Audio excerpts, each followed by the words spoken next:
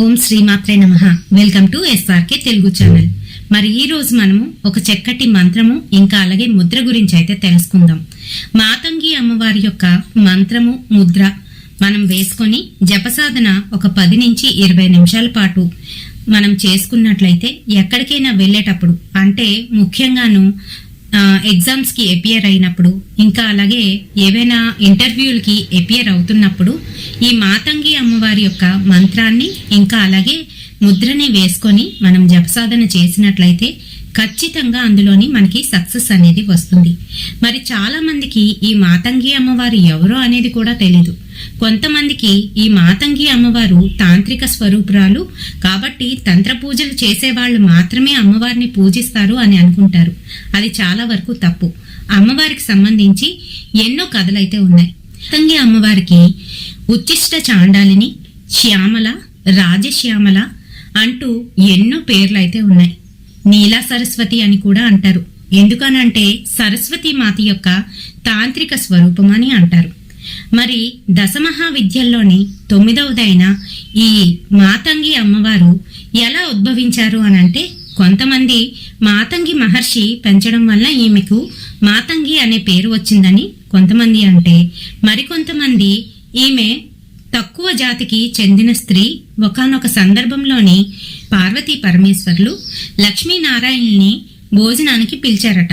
ఆ సమయంలోని వారు నలుగురు కూర్చొని భోజనం చేస్తున్న సమయంలోని కొంచెంగా వారు తింటున్న ఆహారం భూమి మీద పడిందట.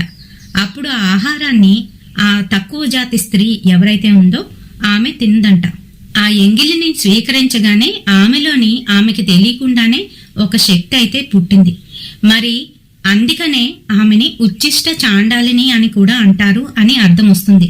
అయితే ఉచ్చిష్ట అని అంటే ఎంగిలి అని అర్థం అన్నమాట. ఇలా రకరకాల పేర్లతోని రకరకాల కథలైతే ఉన్నాయి అమ్మవారికి. మరి కొంతమంది లలిత అమ్మవారు భండాసురునితోని యుద్ధం చేయడానికి వెళ్ళినప్పుడు మాతంగి అమ్మవారు మినిస్టర్ గా ఉన్నారని మరి ఇలా రకరకాల కథలైతే ఉంటాయి.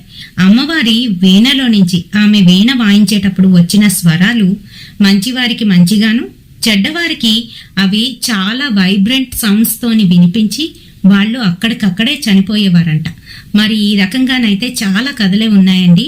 అయితే ఇప్పుడు మనము మాతంగి అమ్మవారి యొక్క మంత్రము ఇంకా అలాగే ముద్రని అయితే చూద్దాము. వీడియోలోని మంత్రం వస్తుంది చూడండి. మరి అమ్మవారి మంత్రం వచ్చేసరికి ఈ రకంగానైతే ఉంటుందండి. ఓం ఐం హ్రీం శ్రీం మాతంగియే నమః.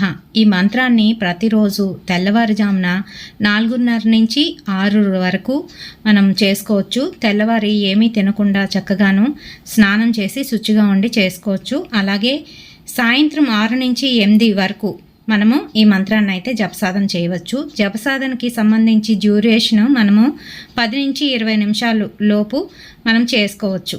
అలాగే సోమవారం, బుధవారం ఇంకా అలాగే శుక్రవారం ఈ మంత్రాన్ని జపిస్తే మంచి అద్భుతమైన ఫలితాలు అయితే లభిస్తాయి. ఆ మంత్రాన్ని జపిస్తూ మనము ఈ ముద్రను అయితే వేసుకొని కూర్చోవాలి. కుడి చెయ్యి చిటికెన వేలుని ముందుగానైతే పెట్టాలి. ఆ తర్వాత ఎడమ చేతి చిటికెన వేళ్ళు అలాగే ఉంగరం వేళ్ళు పెట్టిన తర్వాత మధ్య వేలుని ఒకదానికి ఒకటి అంటిస్తూ ఆ తర్వాత ఉన్న 2 వేళ్ళని ఇలా కళ్ళ మాదిరిగా పట్టుకోవాలి. ఇలా ఈ రకంగాను.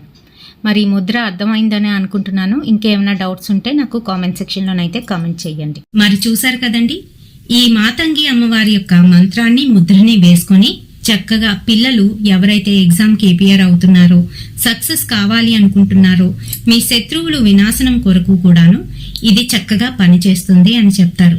అంతేకాదు ఆ తల్లి ఆశీస్సులు మనందరిపైన కూడా ఎల్లప్పుడూ ఉంటుంది. మాతంగి అమ్మవారి యొక్క ఆశీస్సులు మన పైన ఎల్లప్పుడూ ఉండాలని కోరుకుంటూ సెలవు తీసుకుంటున్నాను. సర్వేజన సుఖినో భవంతు.